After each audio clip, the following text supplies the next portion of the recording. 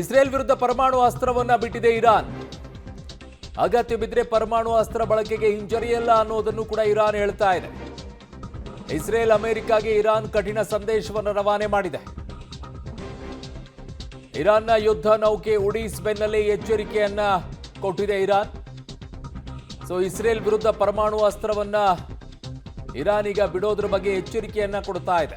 ಅಗತ್ಯ ಬಿದ್ದರೆ ಬಳಕೆ ಮಾಡ್ತೀವಿ ಅಂತೇಳಿ ಇರಾನ್ ಹೇಳ್ತಾ ಇದೆ. ಈಗ ಬಹಳ ದೊಡ್ಡ ಮಟ್ಟದ ಎಚ್ಚರಿಕೆಯನ್ನ ಕೊಡ್ತಾ ಇದೆ. ಇಸ್ರೇಲ್ನಲ್ಲಿ ನಾವು ಹೊಡೆದಾಕ್ತೀವಿ. ಏನು ಹೊಡೆದಾಕ್ತೀವಿ? ಪರಮಾಣು ತಾಣವನ್ನ ಸ್ಫೋಟಿಸ್ತೀವಿ ಅನ್ನುವಂಥ ವಾರ್ನನ್ನ ಮಾಡ್ತಾ ಇದೆ.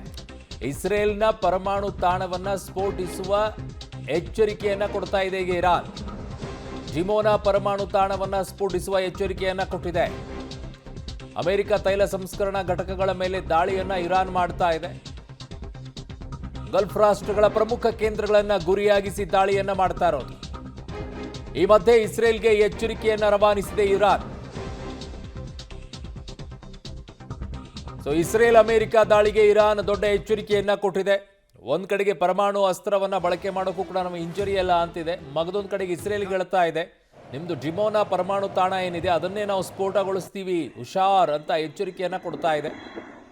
ಅದರ ಮಧ್ಯದಲ್ಲಿ ಅಮೆರಿಕ ತೈಲ ಸಂಸ್ಕರಣಾ ಘಟಕಗಳ ಮೇಲೂ ಕೂಡ ಇರಾನ್ ದಾಳಿಯನ್ನ ಮಾಡ್ತಾ ಇರೋದು.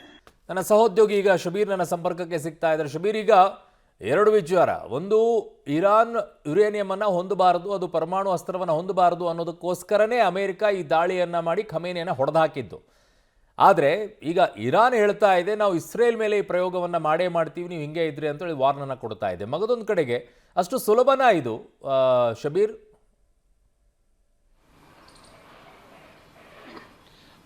ಅರುಣ್, ನೋಡಿ, ಒಂದಷ್ಟು ಗೊಂದಲಗಳಿದ್ದಾವೆ ಈ ಸ್ಟೇಟ್ಮೆಂಟ್ನ ಹಿಂದೆ. ಅದ್ರ ಬಗ್ಗೆ ಇನ್ನೂ ಕೂಡ ಸ್ಪಷ್ಟತೆಗಳು ಬರಬೇಕಾಗಿರುವಂಥದ್ದು. ಒಂದು ಕಡೆಗೆ ಇಸ್ರೇಲ್ ಹೇಳ್ತಾ ಇರುವಂಥದ್ದು, ಇರಾನ್ ಹೇಳ್ತಾ ಇರುವಂಥದ್ದು ಇಸ್ರೇಲ್ನಲ್ಲಿರುವಂತಹ ಪರಮಾಣು ಕೇಂದ್ರಗಳನ್ನು ಗುರಿಯಾಗಿಸ್ಕೊಂಡು ದಾಳಿಯನ್ನು ಮಾಡ್ತೀವಿ ಅನ್ನುವಂಥದ್ದು. ಇದು ಓಕೆ. ಆದರೆ ತಾನು ಪರಮಾಣು ದಾಳಿಯನ್ನು ಮಾಡ್ತೀನಿ ಅನ್ನುವಂತಹ ಎಚ್ಚರಿಕೆಯನ್ನು ಕೂಡ ಕೊಡ್ತಾ ಇದೆ ಇರಾನ್ ಇಲ್ಲಿ. ಪರಮಾಣು ದಾಳಿಯನ್ನು ಮಾಡಬೇಕಾದ್ರೆ ಪರಮಾಣು ಶಸ್ತ್ರಾಸ್ತ್ರಗಳನ್ನು ಇರಾನ್ ಹೊಂದಿರಬೇಕು. ಆದರೆ ಈವರೆಗೂ ಕೂಡ ಅಫಿಷಿಯಲ್ ಆಗಿ ಎಲ್ಲೂ ಕೂಡ ಇರಾನ್ ಪರಮಾಣು ಟೆಸ್ಟ್ ಅನ್ನ ಮಾಡಿಲ್ಲ, ನ್ಯೂಕ್ಲಿಯರ್ ಟೆಸ್ಟ್ ಕೂಡ ಎಲ್ಲೂ ಕೂಡ ಆಗಿಲ್ಲ. ಹೀಗಾಗಿ ಈ ದಾಳಿಯನ್ನು ಮಾಡಲಿಕ್ಕೆ ಹೇಗೆ ಸಾಧ್ಯ ಇದೆ ಅನ್ನುವಂಥದ್ರ ಬಗ್ಗೆ ಕೂಡ ಒಂದಷ್ಟು ಗೊಂದಲಗಳಿದ್ದಾವೆ.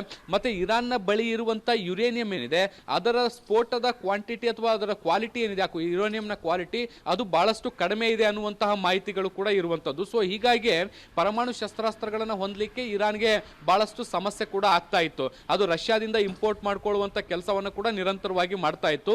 ಈ ಹಂತದಲ್ಲಿ ಇಸ್ರೇಲ್ನ ಮೇಲೆ ಪರಮಾಣು ದಾಳಿಯನ್ನ ಮಾಡುವಂತ ಎಚ್ಚರಿಕೆಯನ್ನು ಕೊಟ್ಟಿದೆ. ಅಂದ್ರೆ ಪರಮಾಣು ಶಸ್ತ್ರಾಸ್ತ್ರಗಳು ಹೊರಗಡೆಯಿಂದ ಇಂಪೋರ್ಟ್ ಮಾಡ್ಕೊಳ್ಳುವಂಥದ್ದು ಅಥವಾ ರಷ್ಯಾ ಅಥವಾ ಚೀನಾದಿಂದ ತರಿಸ್ಕೊಳ್ಳುವಂತ ಪ್ಲಾನ್ ನಲ್ಲಿ ಏನಾದರೂ ಇದೆಯಾ, ಅಥವಾ ಕೇವಲ ಬೆದರಿಕೆ ಒಡ್ಡುವಂತಹ ದೃಷ್ಟಿಯಿಂದ ಈ ಹೇಳಿಕೆಯನ್ನು ಕೊಟ್ಟಿದೆಯಾ? ಇದ್ರ ಬಗ್ಗೆ ಇನ್ನಷ್ಟು ಸ್ಪಷ್ಟತೆಗಳು ಬರಬೇಕಾಗಿರುವಂಥದ್ದು. ಈ ಹೇಳಿಕೆಯನ್ನ ಎಷ್ಟು ಸೀರಿಯಸ್ ಆಗಿ ತೆಗೆದುಕೊಳ್ಬೇಕು ಅನ್ನುವಂಥದ್ದನ್ನು ಇನ್ನಷ್ಟೇ ಕಾದು ನೋಡಬೇಕು.